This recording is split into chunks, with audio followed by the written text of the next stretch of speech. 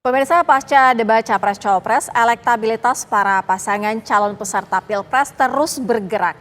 Survei terbaru LSI DNJA menyebutkan elektabilitas pasangan Prabowo Subianto Gibran Raka Buming Raka melesat jauh meninggalkan para pesaingnya. Sementara Anies Muhaimin berhasil melampaui elektabilitas Ganjar Mahfud.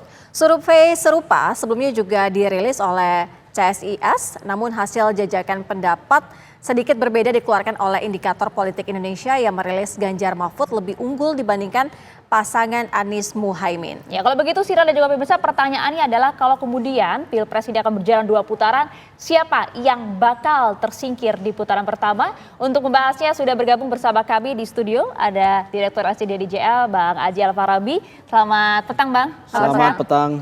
Dan juga sudah terhubung bersama kami melalui sambungan Zoom, ini ada Bang Hanta Yuda, Direktur Eksekutif dari Poltreking. Selamat petang waktu Indonesia, Bang Hanta.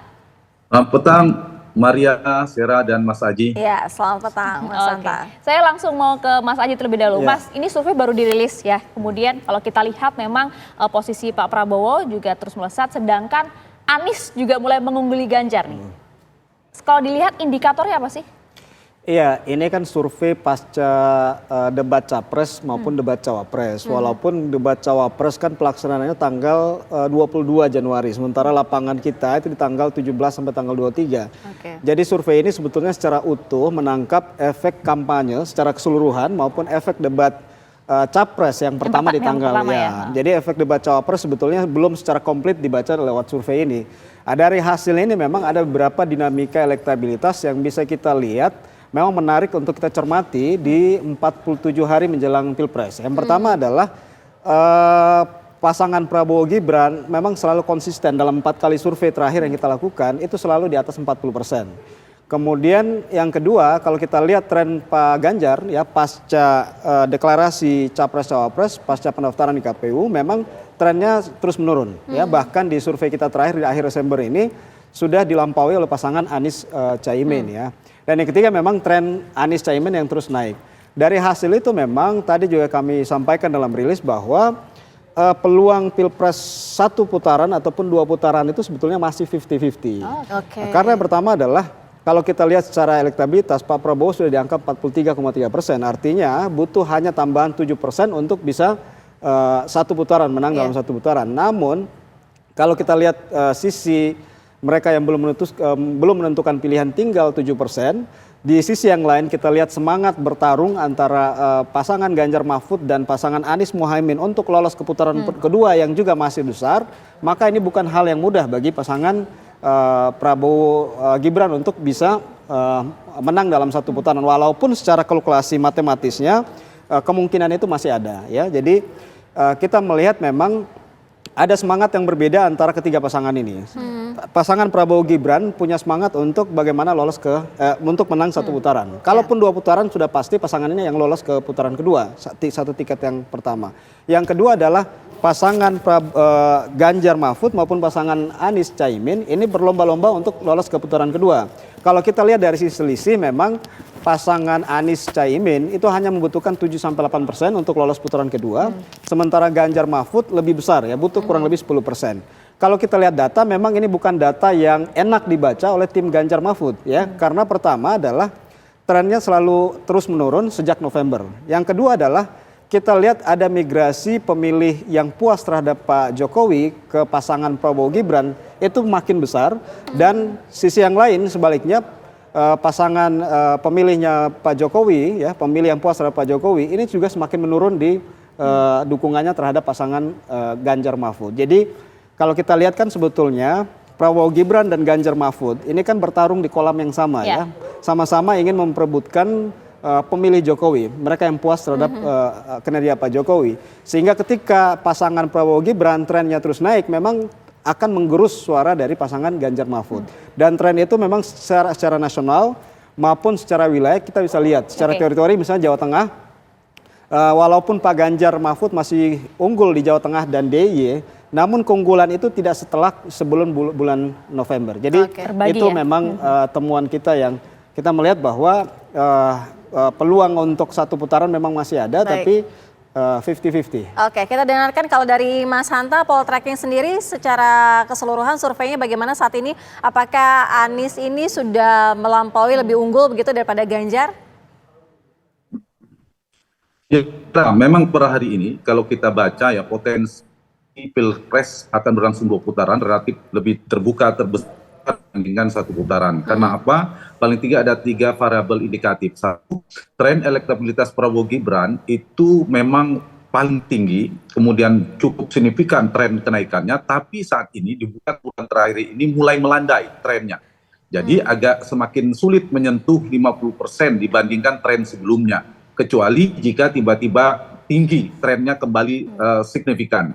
Yang kedua, Sera dan Maria, tingkat kepuasan, ini variabel penting juga, approval rating kepada Pak Jokowi juga kita perhatikan cenderung stagnan dan sedikit turun. Kalau kita lihat dari data survei selain poltreking kan sempat di 76%, yang paling rilis paling baru selain LSI di indikator itu 72,9%, CSIS itu 74%. Artinya ada stagnan di tingkat kepuasan kepada Pak Jokowi.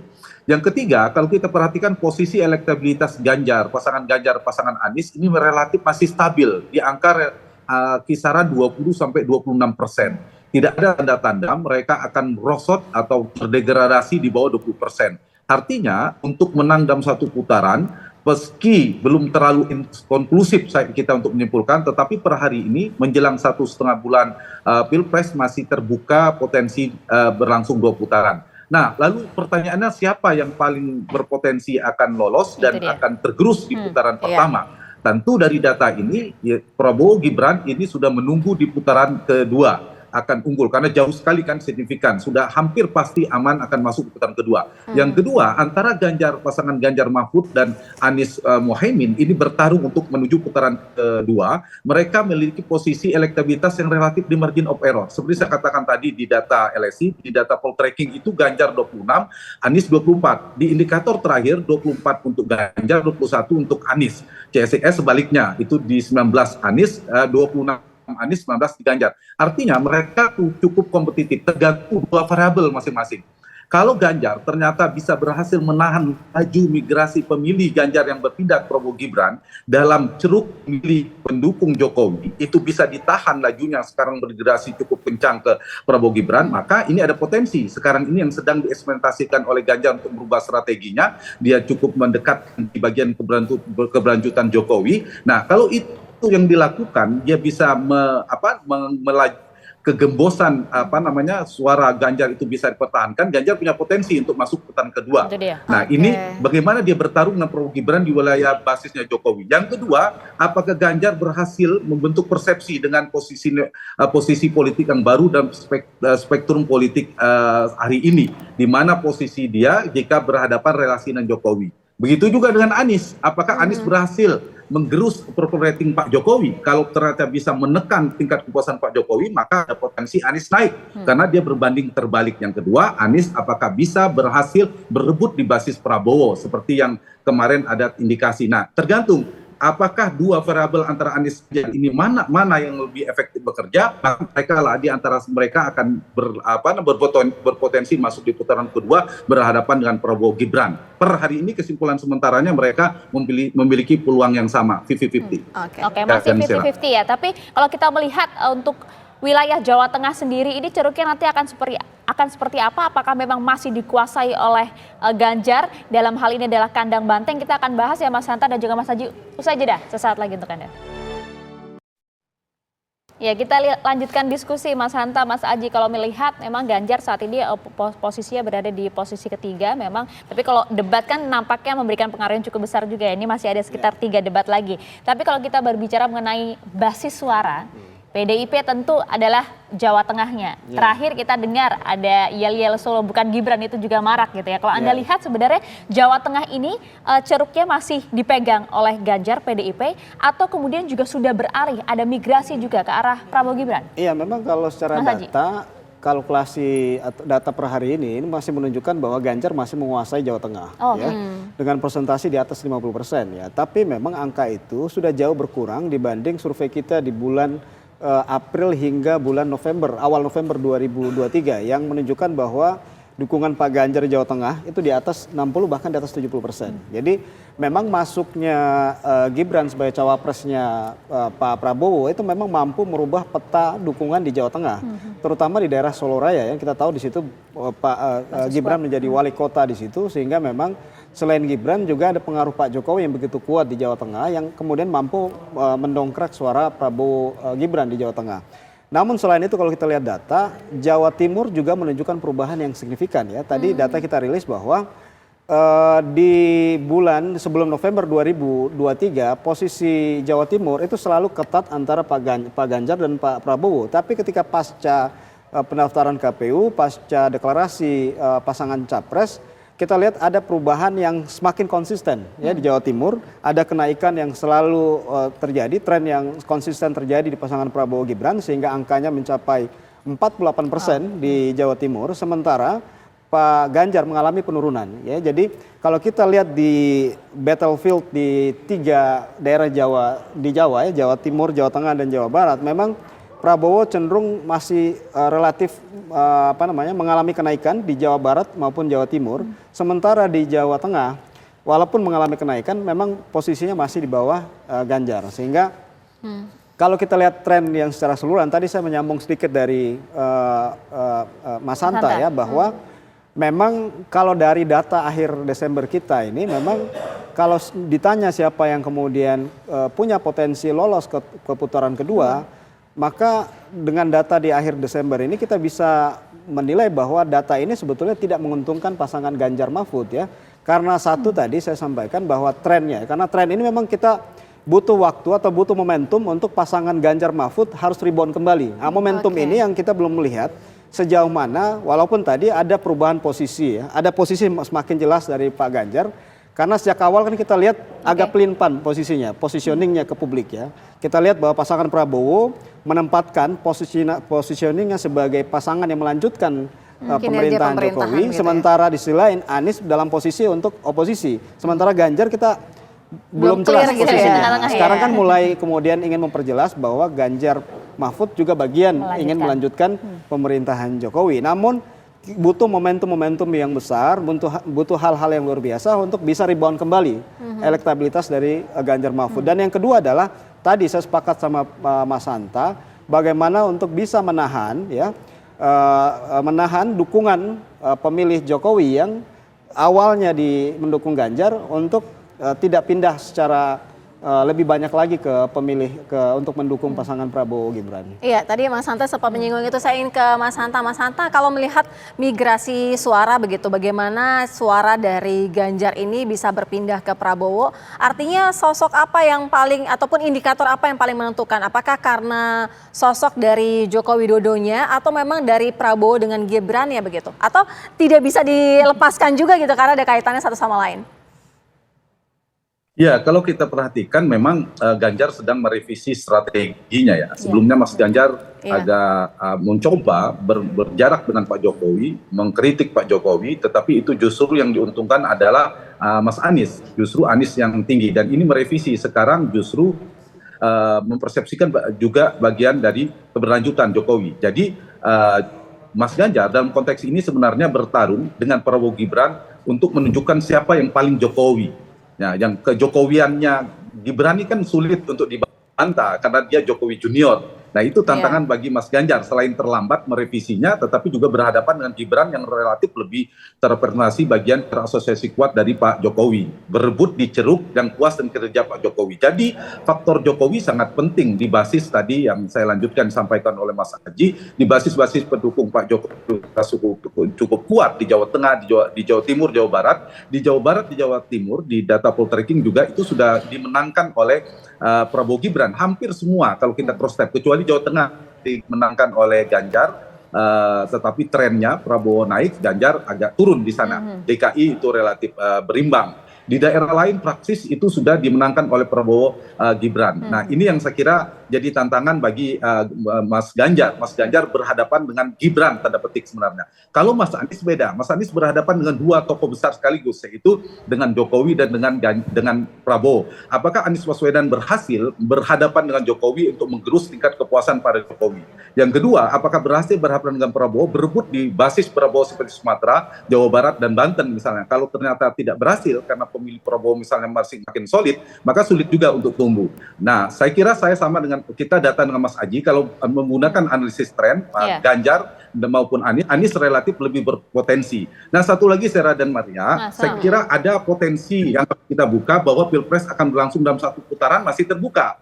Apalagi kalau kita lihat dari perhitungan Prabowo Gibran, itu potensi menang dalam satu putaran bagi mereka lebih besar ketimbang 2 putaran. Kenapa? Kalau 2 putaran, dinamika politik akan berubah, persepsi publik akan berubah. Nah, karena itu ada 3 variabel secara singkat saya ingin katakan, apakah ada peningkatan kepuasan pada Jokowi. Kalau tingkat kepuasan Pak Jokowi tiba-tiba naik sampai 80%, itu ada potensi Pilpres berlangsung satu putaran. Yang kedua, apakah basis Jokowi bisa solid digerakkan kembali bermigrasi dengan cepat ke Prabowo Gibran, itu terus tidak bisa ditahan oleh Ganjar, itu bisa berpotensi menjadi satu putaran semakin terbuka. Dan terakhir, dan satu lagi, apa tadi kerjanya Gibran ya di basis Prabowo, di basis Jokowi. Yang ketiga terakhir, apakah Prabowo bisa berhasil mempertahankan, menyolidkan basis dia di seperti Jawa Barat, Sumatera yang tidak tergerus oleh Anies Baswedan. Nah, ini kalau bisa dipertahankan 3 variabel ini, di sisa 1,5 bulan masih potensi Pilpres berlangsung satu putaran dimenangkan oleh Prabowo Gibran. Tapi kalau sebaliknya, approval rating Pak Jokowi tingkat kepuasan justru stagnan atau turun, Prabowo tidak bisa mengamankan basis wilayahnya, kemudian Gibran juga ada pergeseran ke Ganjar kembali lagi, maka Pilpres akan berlangsung dalam 2 putaran. Prabowo Gibran menunggu di putaran kedua, sementara Ganjar dan Anies bertarung untuk berebut masuk di putaran kedua. Tapi kan yang paling menentukan adalah partisipasi pemilih di TPU nanti 14 Februari, Mas. Gimana? Tapi kan yang paling menentukan adalah nanti partisipasi pemilih di TPU pada di TPS pada saat 14 Februari. Betul sekali. Nah, variabel yang lainnya, Maria, betul sekali. Ujungnya harus didalami juga tingkat partisipasi di setiap basis pendukung. Nah, kalau ternyata selisihnya tipis, ini selisih tipis ya, seperti Ganjar dan Anies, maka di antara 2 pasangan yang imbang di margin of error, maka di antara pasangan ini yang bisa memobilisasi tanda petik basis pendukung yang dia kuat, itu tingkat partisipasinya sangat tinggi, maka dia berpotensi masuk putaran kedua. Misalnya saya kasih contoh, misalnya di Jawa Barat dan Sumatera relatif lebih tinggi tingkat partisipasinya ketimbang basisnya Ganjar di Jawa Tengah, maka Anies lebih berpotensi. Itu yang saya kira menjadikan variabel kedua siapa yang akan masuk di putaran kedua. Tapi kalau Prabowo Gibran itu akan sulit, sangat sulit untuk dilampaui dalam waktu 1,5 bagi Ganjar dan Anies. Tinggal mereka bertarung saja untuk melampaui di antara satunya untuk berhadapan dengan Prabowo Gibran. Kalau Pilpres berlangsung 2 putaran, gitu. Baik, kita ke Mas Haji. Maria. Mas Haji, paling tidak seberapa besar signifikannya debat ini mempengaruhi perpindahan ceruk suara juga? Iya, kalau kita lihat kan masih ada 2 atau 3 kali proses debat ya.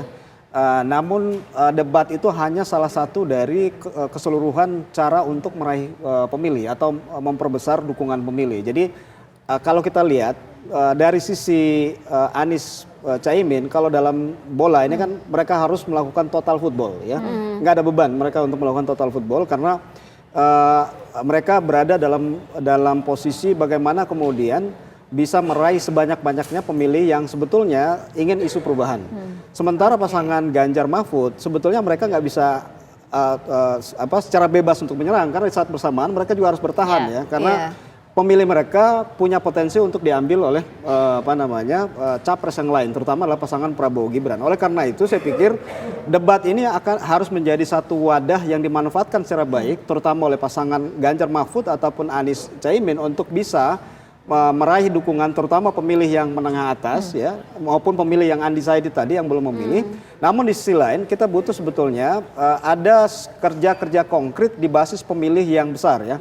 Terutama adalah pemilih yang wong cilik yang angka populasinya mencapai kurang lebih 46% dan per hari ini memang di situ Pak Prabowo Gibran masih kuat. Oleh karena itu kalau di pemilih ini sebetulnya tidak terlalu terjadi pertarungan yang signifikan di sini, saya pikir perubahannya tidak akan terlalu banyak bagi pasangan Ganjar Mahfud maupun Anies Caimin. Ya, terima kasih banyak Mas Haji atas waktunya, Mas Hanta juga terima kasih atas waktunya di Kabar Petang hari ini. Salam sehat untuk Anda Mas Hanta, Mas Haji, terima kasih.